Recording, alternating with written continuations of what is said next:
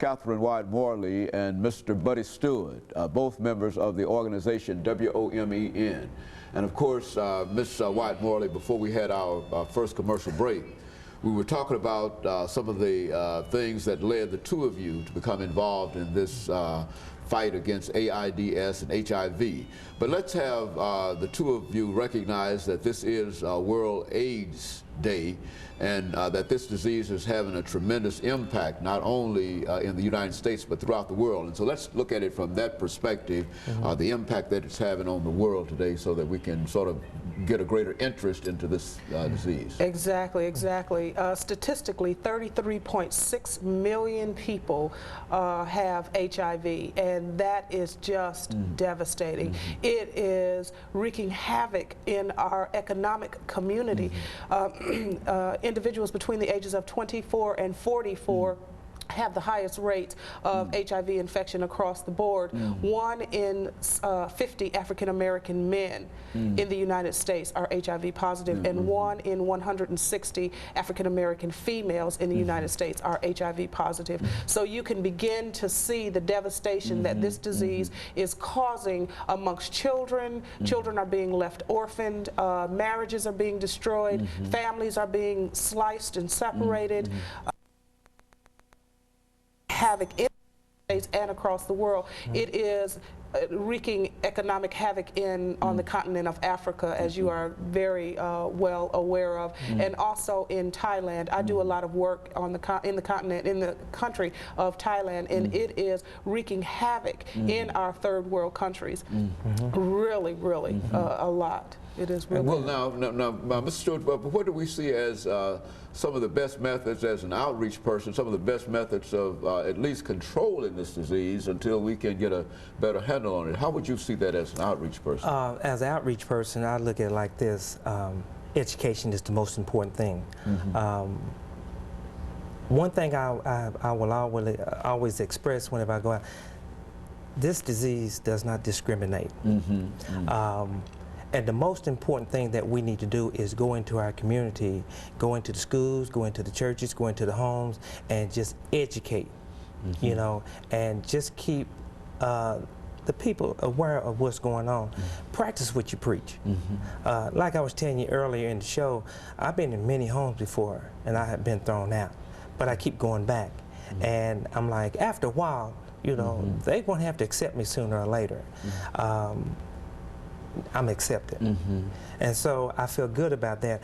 But, you know, we continue on. We continue on striving because there's more people here in Davidson County who are still in denial. They still don't want to know about HIV and AIDS. You know, I just came back from Washington, D.C. You know, I work with Howard University, and they was talking about a cultural about HIV, and they was talking about the Hispanics, they was talking about the blacks, and it was real fun because, you know, when you come to the South, it's a different ball game, and that's one thing that they never thought of, because, you know, anywhere you go, no one really don't want to really come forward and admit, well, I'm HIV, or my friend, or I have been exposed. But over the past 10 years, working through the health department, worked for General Hospital, now with women, I have tracked down, because I'm a tracker also, over 8,000 people just by myself. Just being within this area? Just being within this area, yes. And I think, Ms. Wyatt-Morley, you've indicated that on a number of occasions, that it's something that folks don't self-disclose. And I think we've also said that your story in terms of your exposure and how you were able to deal with it, and why don't you talk about the book that you have and some of those problems associated with that, because I think that is essentially what we need to do at this particular point. The title of the book, AIDS Memoir, Journal of an HIV Positive Mother, is a journal that began in 1994, shortly after my diagnosis, and it takes the reader through the life of a person from the very very onset of diagnosis through 1996. I had to stop at one point or the other. But it really speaks to an American family. It talks about the catastrophic devastation that this disease, that this diagnosis can create in a family. It talks about alcoholism. My husband, I was married and got this disease, acquired this disease in marriage, and it talks about the alcoholism that existed in marriage. It is truly a journal about a family living with this disease and trying to cope with this disease, and I really encourage individuals to get it. They can call our office and get it. It is on Amazon.com. It is in all of the major bookstores. It is a very, very important tool, I think, that we use in our organization with our outreach materials.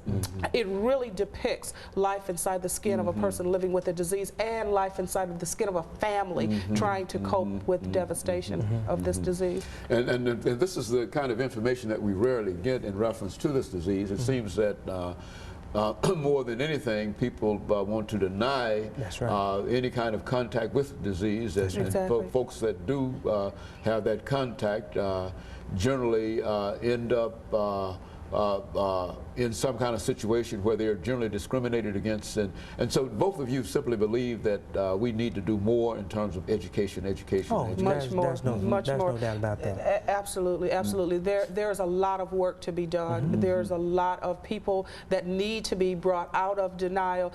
Testing is extremely important. Those type issues, but as Mr. Stewart said, we have got to continue to be out in the street every day, bringing awareness and education and talking to people about testing. You'd be surprised. People don't know where to go get tested. So those are the really important things that we have to get out to our young people that are very sexually active.